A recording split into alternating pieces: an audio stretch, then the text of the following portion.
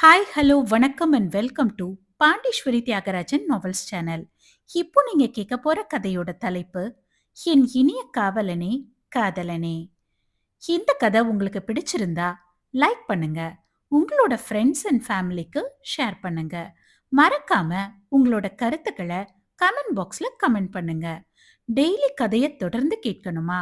எங்களோட சேனலை சப்ஸ்கிரைப் பண்ணுங்க. கூடவே பெல் ஐகானையும் கிளிக் பண்ணுங்க. வாங்க கதைக்குள்ள போகலாம். என் இனிய காவலனே, காதலனே. அத்தியாயம் 34. மருத்துவமனையில் தீவிர சிகிச்சை பிரிவில் அனுமதித்திருந்தனர் விஸ்வாவை. வெளியே கண்ணீரும் கம்பளியுமாக நின்றிருந்தாள் சாய் சத்யா. உடன் ஒரு வயதான ஏட்டு ஒருவரும் இருந்தார். சாய் சத்யா அழுவதைக் கண்டு மனம் வருந்தியவர், பாப்பா, அழாதம்மா, அந்த தம்பிக்கு எதுவும் ஆகாது என தனக்கு மேல் அதிகாரி வெற்றியின் விசுவாசியான அவர் சாய் சத்யா அழுவதைக் கண்டு பொறுக்க மாட்டாதுதான் அவளை சமாதானம் செய்ய முயன்றார். ஆனால் அவளோ தலையில் அடித்துக்கொண்டு, எல்லாம் என்னாலதான்னா, நான் தான் பாவி, நான் தான் பாவினா. பாப்பா, அடிச்சுக்காதம்மா, எல்லாம் சரியாகிடும். இந்நேரம் ஆதி தம்பியும் கரண் தம்பியும் அந்த ராஸ்கலை அடிச்சு துவைச்சிருப்பாங்கம்மா. நீ கவலைப்படாதம்மா என பேசிக் கொண்டிருக்கும் போதே மருத்துவர் வெளிவந்து நேரே சாய் சத்யாவிடம் வந்தார். நிறைய உள்காயம்தான் இருக்கு அவருக்கு. டார்ச்சர் பண்ணிருக்காங்க. அடிக்கடி கரண்ட் ஷாக் வேற கொடுத்திருக்காங்க போல. ரெஸ்ட்லெஸ்ஸா இருக்காரு. ஸ்லீப்பிங் டோஸ் போட்டிருக்கேன். சோ டிஸ்டர்ப் பண்ணாம போய் பாருங்க. ஏதும் பேசிட்டு முக்கியமா அழுதுட்டு அவரை எமோஷன் ஆக்க வேண்டாம் என கூறியவர் சிறு தலையசைப்புடன் சென்று விட்டார். சாய் சத்யா உள்ளே செல்லவில்லை. அவளால் நிச்சயம் அழாது இருக்க முடியாது என தெரியும். தான் அழுது இன்னும் அவனது உடல்நிலையை கெடுத்திட வேண்டாம் என வெளியவே அழுது கரைந்தாள். அமிழ்தினி அறுவை சிகிச்சை முடிந்து மறுநாள் தான் கண் விழித்தாள். அவள் கண் விழித்த செய்தி குடும்பத்தாரிடம் தெரிவிக்கப்பட முதலில் சிவநாதன் தான் உள்ளே அவளை காணச் சென்றார். இடைப்பட்ட நேரத்தில் பார்வதியிடம் பக்குவமாய் விஷயம் கூறப்பட்டிருந்தது. ஏனெனில் அவர் அரண்யாவை விட அமிழ்தினியைத்தான் அதிகம் தேடினார். அவளது சிறுவயதில் இருந்து பார்வதியுடைய பேச்சு துணை அமிழ்தினியாயிற்றே. இப்போது அவள் இல்லாது வீடு வெறிச்சோடி இருந்தது. அதுவே அவருக்கு வருத்தத்தை அதிகப்படுத்தியது. பள்ளி கல்லூரி சென்ற போதிலும் ஆதிதேவனை விட பார்வதிதான் அமிழ்தினியை அதிகம் தேடுவார். அவள் வீட்டிற்கு வரும் நேரம்தான் அவருக்கு மனம் நிறைந்து இருக்கும். சரியாக அந்நேரம் அவளுக்கு பிடித்தது போல் டீ போட்டு வைத்து விடுவார். இருவரும் சேர்ந்து எப்போதும் ஒன்றாகத்தான் டீ அருந்துவர். அவளும் வகுப்பில் என்ன நடந்தது என ஒன்று விடாது கூறுவாள். அதில் அவளுடைய சேட்டைகளை மட்டும் நாசுக்காக தவிர்த்திருப்பாள். இதுவே தேவன் என்றால் அவளது சேட்டைகளையும் சேர்த்தே கூறியிருப்பாள். பிள்ளைகள் மூவரும் சரி, தாயுடன் கதைப்பது ஒன்றிரண்டு வார்த்தைகளாகத்தான் இருக்கும். இது வழக்கமாய் அனைத்து வீடுகளிலும் நடைபெறுவதுதானே. அவருக்கென்று ஒரு பேச்சு துணை, அதையும் தாண்டி சின்ன நட்பு என்றால் அது நிச்சயம் அமிழ்தினிதான். அதற்காக அவளை கண்டிக்காமல் எல்லாம் இருந்தது இல்லை. எப்போதும் அவரிடத்தில் கண்டிப்பிற்கு பஞ்சம் இருக்காது. ஆனால் அதையும் தாண்டி அமிழ்தினி என வரும்போது கண்டிப்பு கொஞ்சம் அதிகமாகவே இருக்கும். இருந்தும் அவருக்கு அமிழ்தினி என்றால் தனி பிரியம்தான், தனி இஷ்டம். அது சிவநாதனுக்கும் தெரியும். அப்படி இருந்தவளை கைது செய்யும் போதே உடைந்து போயிருந்தார் பார்வதி. இப்போது சுடப்பட்ட விஷயத்தை பக்குவமாய் கூறியிருந்தாலும் அவருக்கு மனம் அடித்து கொண்டது. அவளுக்கு எதுவும் ஆகக்கூடாது என்று. கண் விழித்த செய்தி அறிந்ததும் முதலில் சென்று பார்ப்பதாக கூறியவரை வலுக்கட்டாயமாக மறுத்தார் சிவநாதன். நிச்சயம் மனையாள் அழுது கரைவாள் என அவருக்கு தெரியும். அமிழ்தினியின் உடல்நிலை கருத்தில் கொண்டு முதலாவதாக வந்தவரை கண்ட அமிழ்தினி அவரை தாண்டி தேடினாள் கண்களால். அவள் அருகே வந்து நின்ற சிவநாதன் மகளாய் வளர்த்தவளின் தலையை வருடி, "சீக்கிரமே அவன் வருவான்" என்ற வார்த்தையில் புரிந்து கொண்டாள். தன்னவன் அரக்கனை சம்ஹாரம் செய்ய சென்றுள்ளான் என்று சின்ன முறுவல் அவளிடம் இருந்து. சிறிது நேரம் அவளுக்கு தைரியத்தையும் ஆறுதலாகவும் பேசிவிட்டு வெளிவர, அதன் பின்னர் ஒவ்வொருவராய் பார்த்துவிட்டு வந்தனர். இறுதியாக பார்வதிதான் சென்றார். உடன் ஹாசினியும். பார்வதியை கண்டதும் அவளையும் மீறி அவளுக்கு கண்ணீர் வழிந்தது. இத்தனை பேர் தன்னை வந்து பார்க்கும்போது தளராதவள் பார்வதி வந்து பார்த்ததும் உருகிவிட்டாள். துக்கம் வயிற்றில் இருந்து மேலெழுந்து தொண்டையை அடைத்து கொண்டது. எச்சிலை கூட விழுங்க முடியவில்லை அவளால். பார்வதி அமிழ்தினியின் அருகே வந்ததும் முகம் பொத்தி கதறிவிட்டார். அவரது அழுகை ஹாசினியை உலுக்கிவிட்டது. தனது அத்தை இவ்வளவு தூரம் அமிழ்தினிக்காக இறங்கி அழுவார் என அவள் எதிர்பார்த்திடவில்லை. ஏதேனும் ஆறுதல் வார்த்தைகள் கூறுவார், இல்லையா திட்டுவார் என அவள் எண்ணி இருக்க, அவளது எண்ணத்தை தவிடு பொடியாக்கி அழுததோடு மட்டும் இல்லாது, மேலும் அவர், "அப்படி என்ன அழுத்தம்டி உனக்கு? என் பையன் உன்னை அரெஸ்ட் பண்ணி கூட்டிட்டு போயிட்டு இப்படி கொலை பண்ண பார்த்திருக்கான். இருக்கு அவனுக்கு. வரட்டும், வீட்டுக்கு வருவான்ல. நீ வாயை திறந்து பேச வேண்டியது தானே. எனக்கு நிச்சயம் தெரியும் நீ யாருக்காகவோ தான் இதெல்லாம் பண்றேன்னு. நாங்க வளர்த்த பொண்ணு நீ. நீ அப்படியெல்லாம் பண்ண மாட்டேன்னு எனக்கு நம்பிக்கை இருக்கு" என சரியாக கூறியவரை உள்ளுக்குள் மெச்சிக் கொண்டாள் அமிழ்தினி. ஹாசினியோ வாயை பிளந்து பார்த்து கொண்டிருந்தாள். எத்தனை நம்பிக்கை அமிழ்தினியின் மீது என வியக்க முடியாமல் இருக்க முடியவில்லை அவளால். சிறிது நேரம் பேசிவிட்டு இருவரும் வெளியேறிவிட, அமிழ்தினிக்கு தன்னவனின் நினைவுதான். மருந்தின் வீரியத்தில் அவளும் தன்னவனை நினைத்து அப்படியே உறங்கிவிட்டாள். கிட்டத்தட்ட ஒரு வாரமாயிற்று அனைத்தையும் முடிக்க. அந்த அரக்கனுக்கு எதிரான ஆதாரங்களை ஏற்கனவே கோர்ட்டில் சமர்ப்பித்து ஷூட்டிங் ஆர்டர் வாங்கி இருந்ததால் சீக்கிரமே இக்கேசினை முடித்தாயிற்று.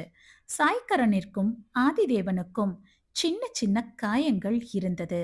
சிவநாதன் முன் கம்பீரமாக நின்றிருந்தான் ஆதிதேவன். தோள் தட்டி கொடுத்தவரிடம், "உங்க வளர்ப்பு என்னைக்குமே சோட போகாதுப்பா" என்றான் கரகரத்த குரலில். உணர்வு விளிம்பில் இருந்தவர் சிறு தலையசைப்பை மட்டும் தந்தார், அவ்வளவே. அதுவே ஆதிதேவனுக்கு இதயம் முழுவதற்கும் சக்தியை அளித்தது போல் உணர்ந்தான். வெற்றி கூட வாய் திறந்து இருவரையும் பாராட்டி விட்டார். "இவ்வளவு சின்ன வயசுல பெரிய விஷயத்த பண்ணியிருக்கீங்க ரெண்டு பேரும்.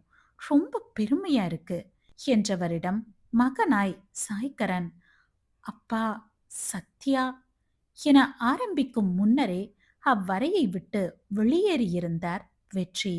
பெருமூச்சை விட்ட சிவநாதன், "என்னால எதுவும் பண்ண முடியாது கரண். உன் அப்பன் குடும்ப விஷயத்துல எந்த அளவு பொறுமையா இருக்கானோ அதை விட அதிகமா குடும்பத்துக்கு ஏதாவதுனா அவனால சும்மா இருக்க முடியாது. அவ்வளவு கோபம் வரும். சத்யா மேல நிறைய நம்பிக்கை வச்சிருந்தான் கரண். அது எல்லாத்தையும் தரமட்டமா ஆக்கிட்டா. காதல் பண்றது தப்பு இல்ல. அதுக்கும் ஒரு எல்லை இருக்குதானே. கல்யாணத்துக்கு முன்னாடி இப்படிலாம் குடும்பத்தை பத்தி நினைக்கலையே அவ. நினைச்சிருந்தா எல்லை மீறி இருப்பாளா சொல்லு. உன் அப்பன்கிட்ட அவ பேரை கூட சொல்லிடாத" என்றவரும் வெளியேறி இருந்தார். ஆதிதேவன் நண்பனை ஆதரவாய் அணைத்து விடுவித்தான். நடந்தது என்ன? விஸ்வாவின் தமையன்தான் விக்னேஷ். இருவரும் இரட்டை பிறவிகள். உருவம் முதற்கொண்டு அனைத்தும் ஒரே போல் இருக்கும் இருவருக்கும். முதலில் பிறந்ததன் காரணமாய் விக்னேஷ் தான் அண்ணன். சிறுவயதில் இருந்தே விக்னேஷ் கோபக்காரன் என்றால் விஸ்வா சாந்தமானவன். தனக்கு கிடைக்காதது யாருக்கும் கிடைக்க கூடாது எனும் எண்ணம் கொண்டவன் விக்னேஷ். அவனுக்கு எதிர் எண்ணம் கொண்டவன் விஸ்வா. தனக்கு கிடைக்கவில்லை என்றாலும் பரவாயில்லை, இல்லாதோருக்கு கிடைக்கட்டும் என எண்ணி மகிழ்பவன் விஸ்வா. அதனாலேயே சுற்றி இருப்போருக்கு விக்னேஷை விட விஸ்வாவைத்தான் அதிகம் பிடிக்கும். தன்னை பார்த்தால் முகம் சுளிப்பவர்கள் விஸ்வாவை கண்டால் பாசமழை பொழிவதை காணும் போதெல்லாம் விஸ்வாவின் மீது பொறாமை மேலோங்க ஆரம்பித்தது. தாய் தந்தைக்கும் அடங்காது இருப்பவனை தண்ணீர் தெளித்து விட்டார்கள் பெற்றவர்கள்.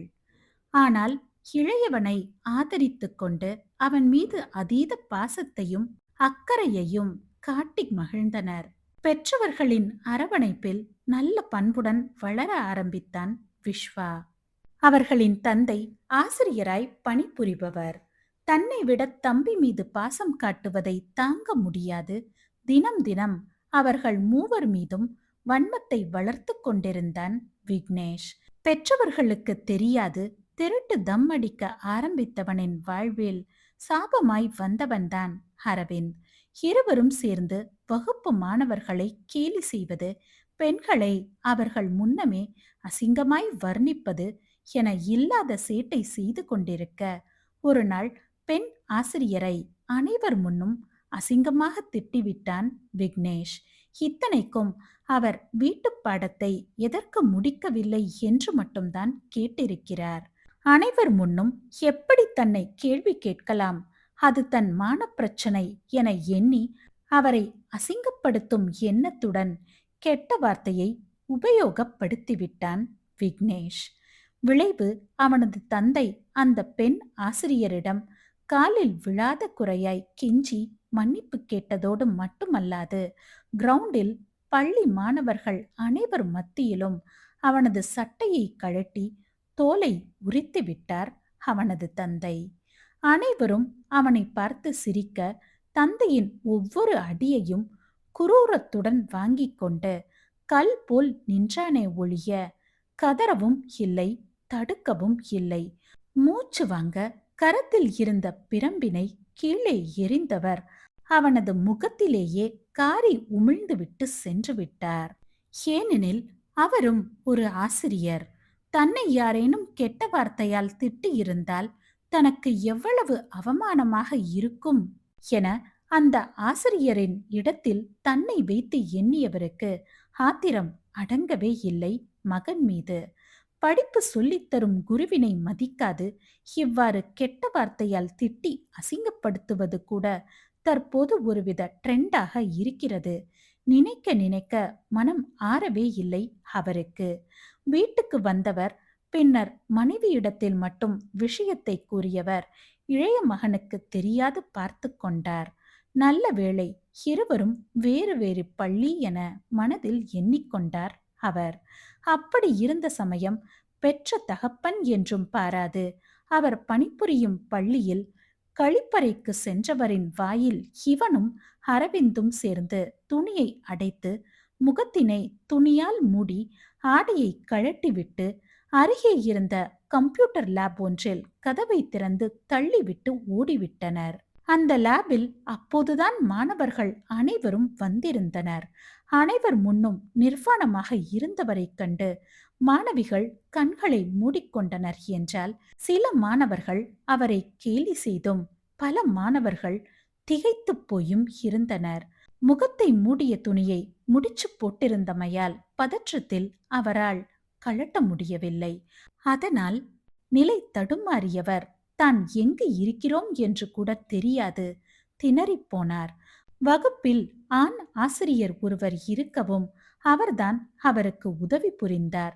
தன் நிலை எண்ணி மனம் நொறுங்கியவரிடம் பள்ளி நிர்வாகம் விளக்கம் ஏதும் கேட்காது அவரை பள்ளியை விட்டே நிறுத்திவிட்டது. அத்தோடு இல்லாது அவர் இதற்கு மேல் ஆசிரியர் பணியை தொடர முடியாதபடி செய்துவிட்டது. அவமானம் தாங்காதவர் தூக்கிட்டு தற்கொலை செய்து கொண்டார். அவர் இறந்த அடுத்த ஒரு வாரத்திலேயே மனையாளும் இறந்துவிட ஆத்ம திருப்தியுடன் திரிந்தான் அரக்கனவன். தொடரும்.